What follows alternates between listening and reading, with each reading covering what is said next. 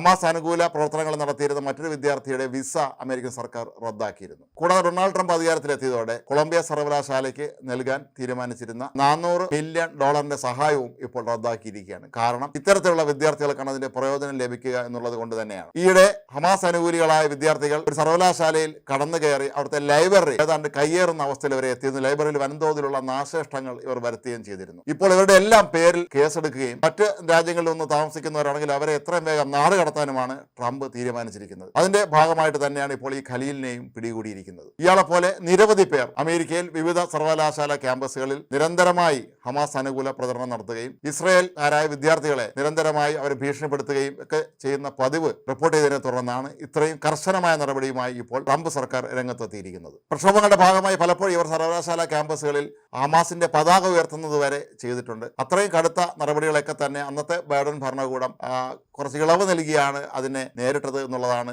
മറ്റൊരു പ്രധാനപ്പെട്ട കാര്യം. ഏതാണ്ട് ഡൊണാൾഡ് ട്രംപിനെ സംബന്ധിച്ച് ഹമാസിനെ അല്ലെങ്കിൽ ഫലസ്തീനെ ഒന്നും തന്നെ അനുകൂലിക്കില്ല എന്നുള്ളത് കൊണ്ട് തന്നെ ഇക്കാര്യത്തിൽ വളരെ കർശനമായ നടപടികൾ തന്നെയാണ് നടത്താൻ ഇപ്പോൾ ട്രംപ് ഉത്തരവിട്ടിരിക്കുന്നത്. അതിന്റെ ഭാഗമായിട്ടാണ് ഇവർ ഓരോരുത്തരെയായി പിടികൂടുന്നത്. ഇവർ താമസിക്കുന്ന സ്ഥലങ്ങളിൽ കസ്റ്റംസും ഇമിഗ്രേഷൻ അധികൃതരും എല്ലാം ഒരുമിച്ച് ചേർന്നാണ് പരിശോധന നടത്തുന്നത്. തുടർന്ന് ഇവരുടെ പഠിത്തം കഴിഞ്ഞ വർഷങ്ങൾ കഴിഞ്ഞും ഇവിടെ താമസിക്കുന്ന നിരവധി പേരുണ്ട്. ഇവരെല്ലാവരെയും തന്നെ എത്രയും വേഗം അവരവരുടെ നാടുകളിലേക്ക് കയറ്റിവിടാൻ തന്നെയാണ് ഇപ്പോൾ അമേരിക്കൻ സർക്കാർ തീരുമാനിച്ചിട്ടുള്ളത്.